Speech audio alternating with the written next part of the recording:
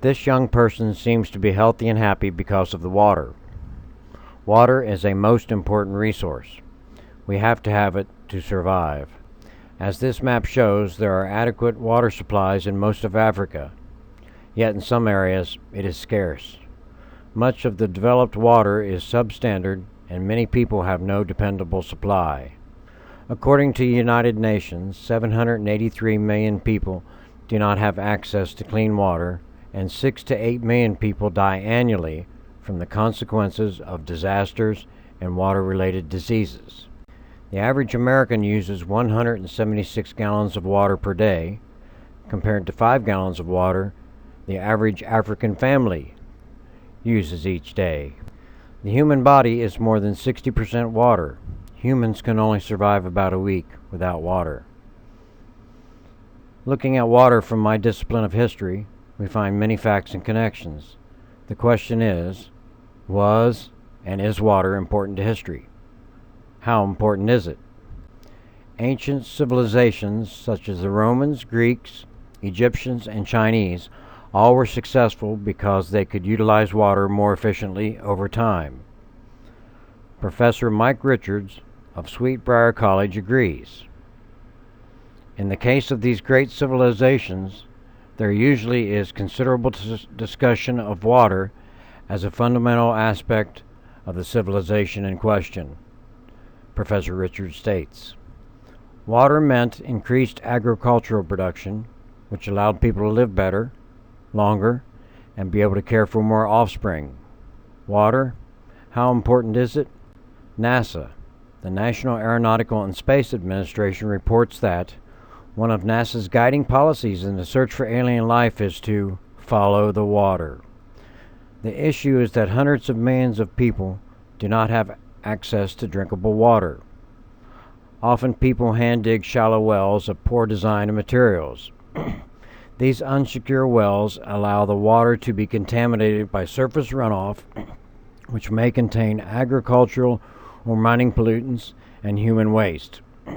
Human waste contamination of water caused by hand-dug toilet pits that leak or overflow, as well as open defecation, occurs often. According to the World Health Organization, contaminated water can transmit diseases such as diarrhea, cholera, dysentery, typhoid, and polio. Contaminated drinking water is estimated to cause 502,000 diarrheal deaths each year. The global water problem affects people in South America, Africa, the Middle East to India, and Indonesia. Often water problems not only exist with poverty, but exacerbate it. Many people spend much time and effort to secure water. This loss of time for productive work adds to the poverty problem. Women and children are the usual laborers concerning water. This adversely affects parenting, schooling, and social development. Developing water infrastructure is expensive, and often funds from any source are diverted by corrupt governments. Here is our friend from the first slide. Imagine the obstacles she has overcome. Obstacles that can be addressed by the interdisciplinary approach. They are political science and learning how to read corruption and improve leadership. Anthropological research, family, religion, ceremony, and human evolution. History. What historical factors contribute to continuing or ending the issue? Economics. Poverty reduction and budgeting. Cultural studies. What are the cultural particularities that affect water issues? Examining micro and macro issues of the social interactions of these groups, communities, and societies involved in water issues. Philosophy and criticism that defines reality and responsibility. The global issue of clean water is also an issue for those of us that believe our water problems are solved. For example, lead in the water supply in Flint, Michigan is part of a growing attack on water by poor management, poor infrastructure, and poor maintenance. Karen Weaver, mayor of Flint, Michigan, said, It's ironic when you live in a Great Lake state and you don't have access to clean water.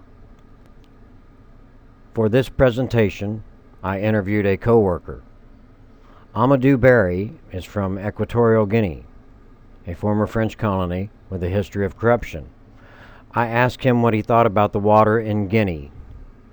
He said, "It is terrible. There is no good water, and there are no bathrooms."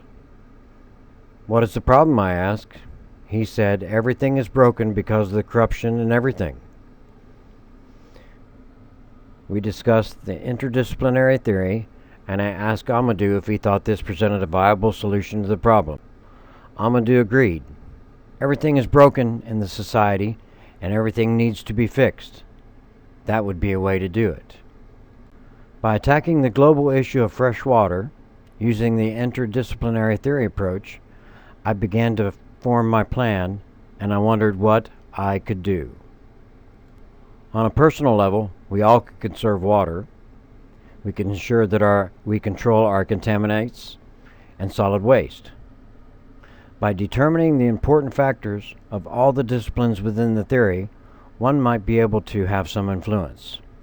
Strategies to provide proper water in the areas discussed might include the following: support of fair and democratic leadership, education, personal development guidance, culture and history awareness. Professor Jayante Bandanyapal, writing an interdisciplinary approach to water management, agrees.